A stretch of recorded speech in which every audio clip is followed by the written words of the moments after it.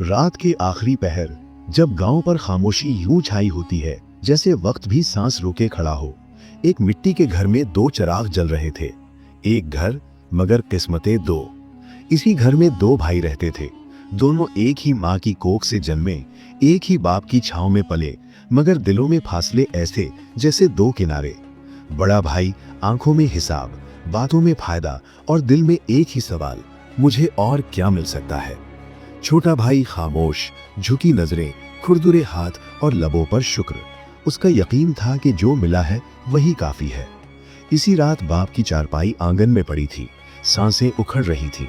माँ दरवाजे के पास बैठी आंसू छुपा रही थी। बाप ने कमजोर आवाज में दोनों को पास बुलाया।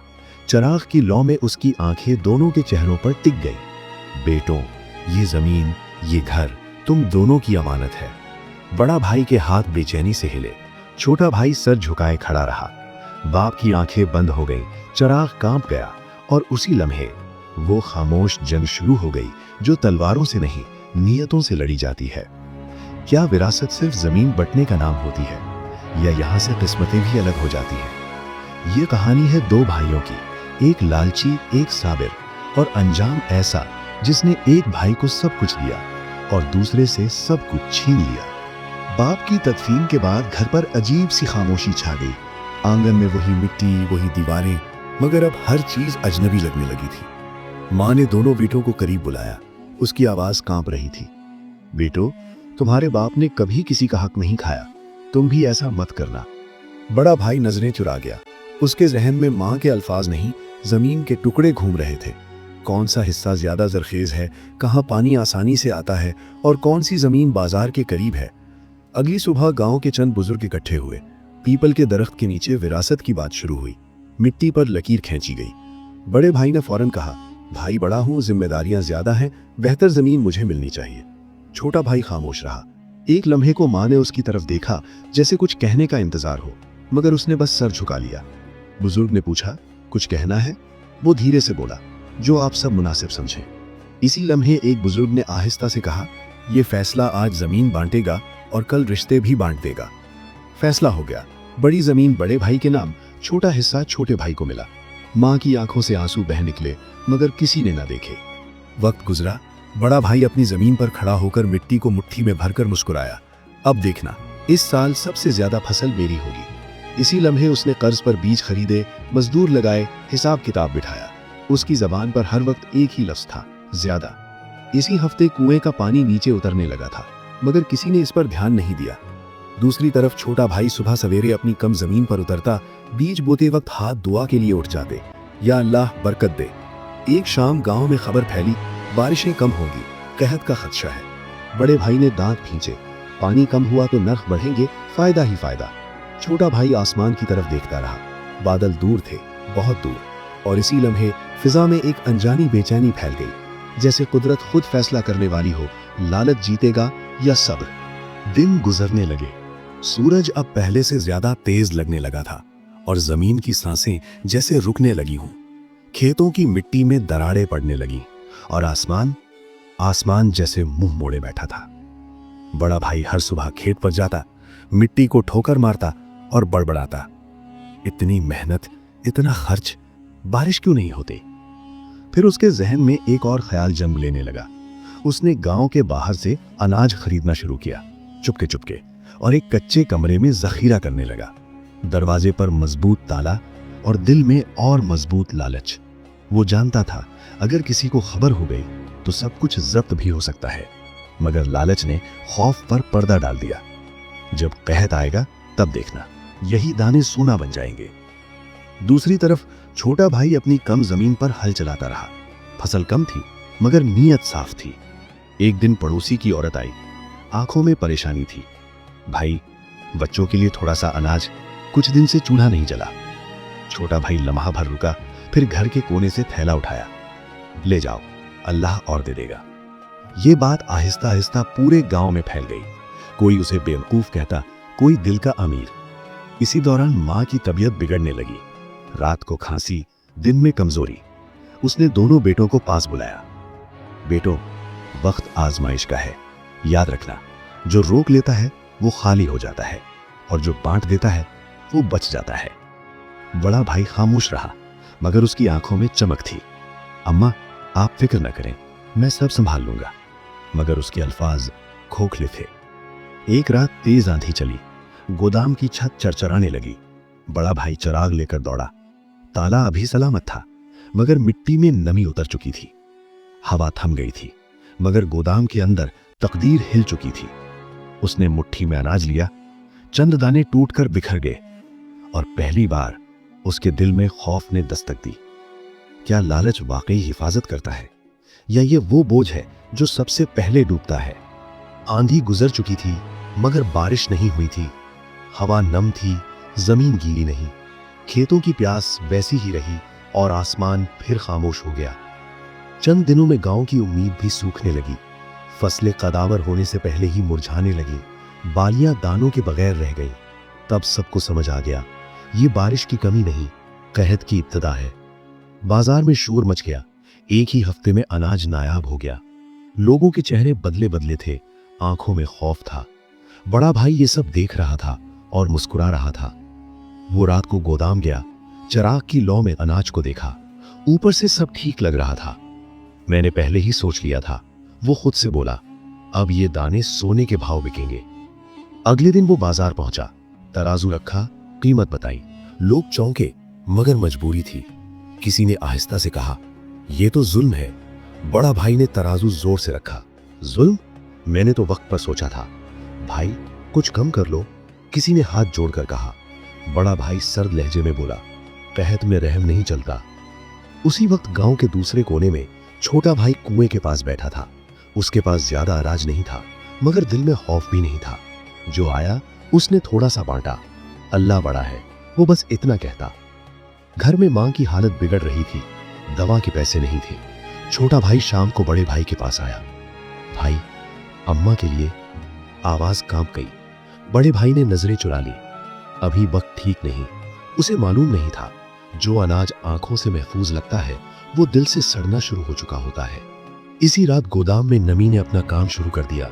अनाज के नीचे से हल्की सी बदबू उठी, मगर लालच की नींद गहरी थी, और किस्मत खामोशी से अपना फैसला लिख रही थी।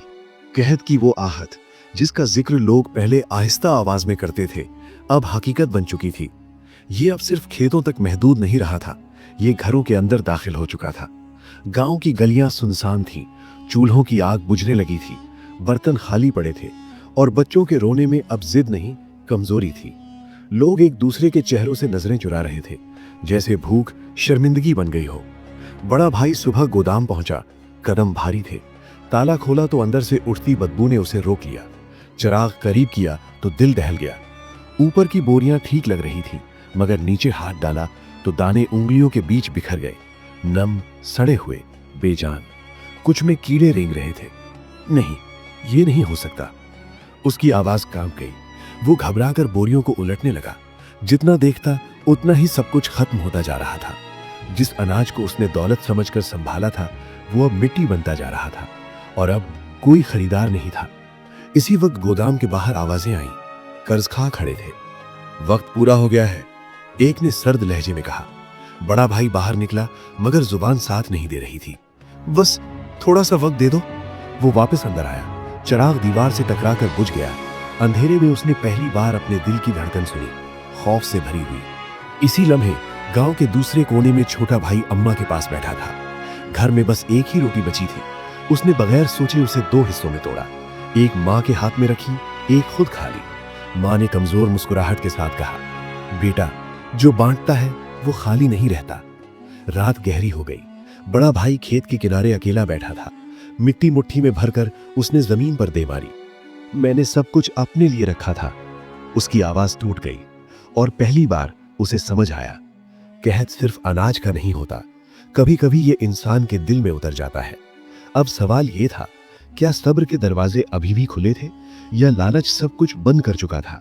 रात के पिछले पहर, जब गांव पर सन्नाटा ऐसे उतरता है जैसे सब दुआएं भी थक कर सो गई हों, बड़ा भाई आहिस्ता आहिस्ता अपने घर की तरफ बढ़ा।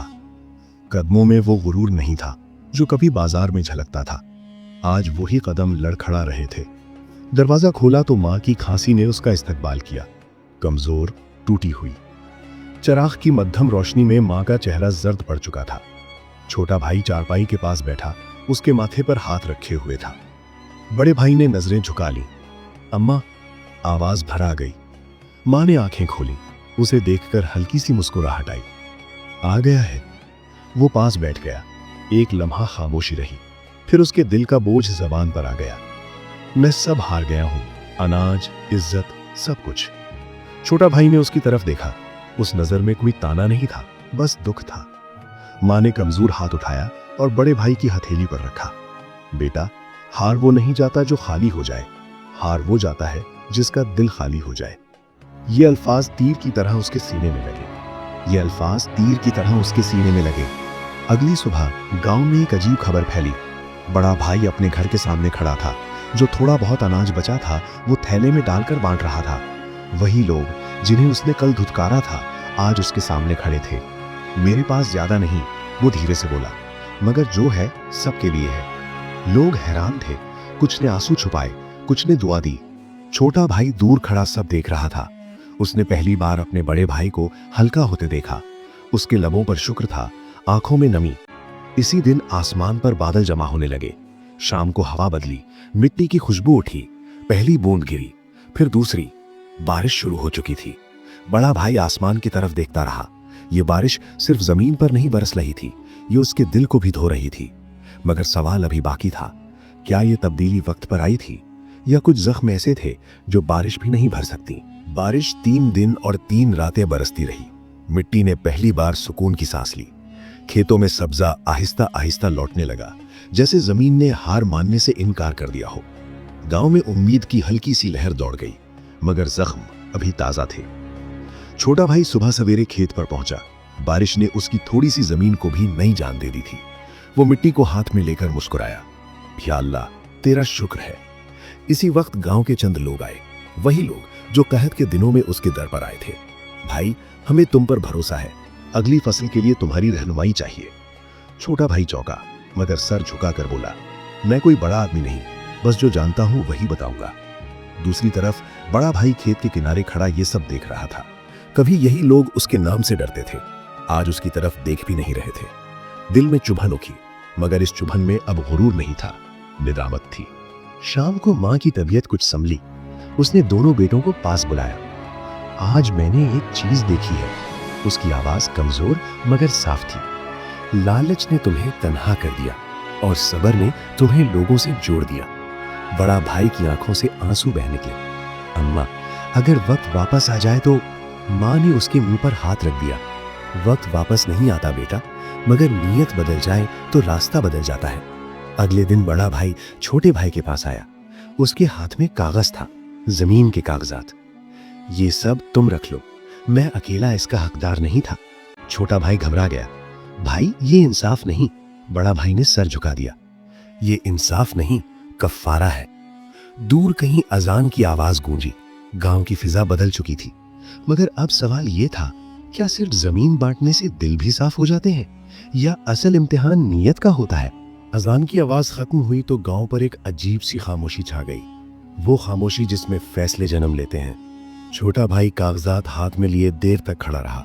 जमीन के कागज नहीं थे ये उसके भाई के टूटे हुए गुरूर की गवाही थे।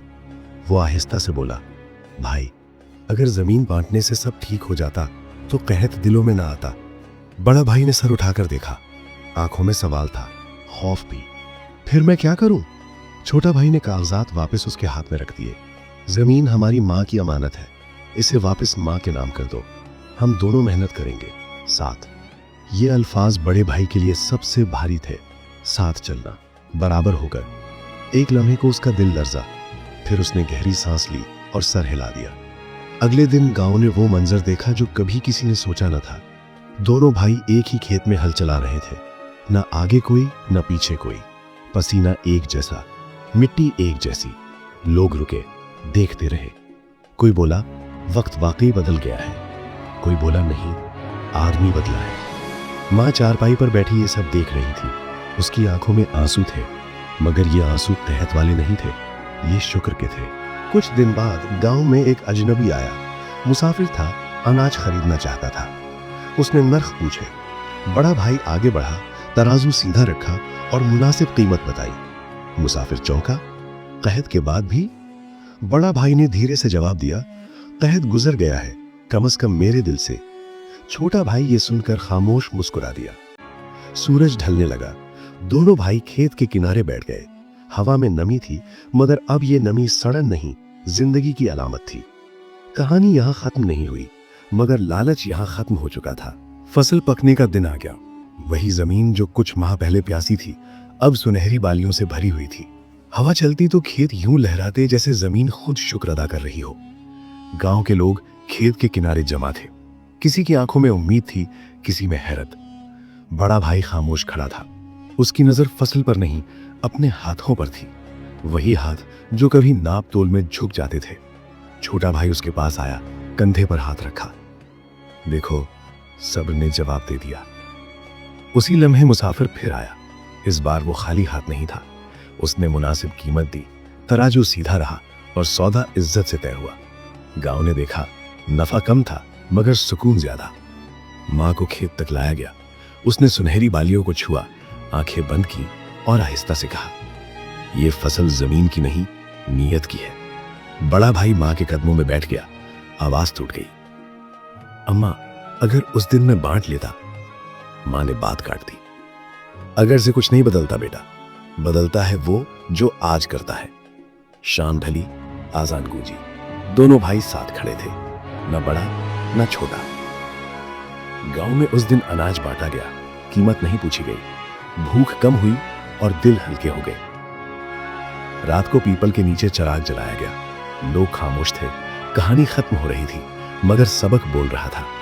लालच तेजी दिखाता है, मगर राह भटकाता है। सब्र आहिस्ता चलता है, मगर मंजिल तक पहुंचाता है। और गांव ने यह सीखा कि असल अमीरी अनाज में नहीं, नीयत में होती है। कहानी खत्म हुई, मगर जो सुन गया उसके दिल में एक चिराग जल गया। अगर आपको ये कहानी पसंद आई हो तो चैनल को सब्सक्राइब करना ना भूलें।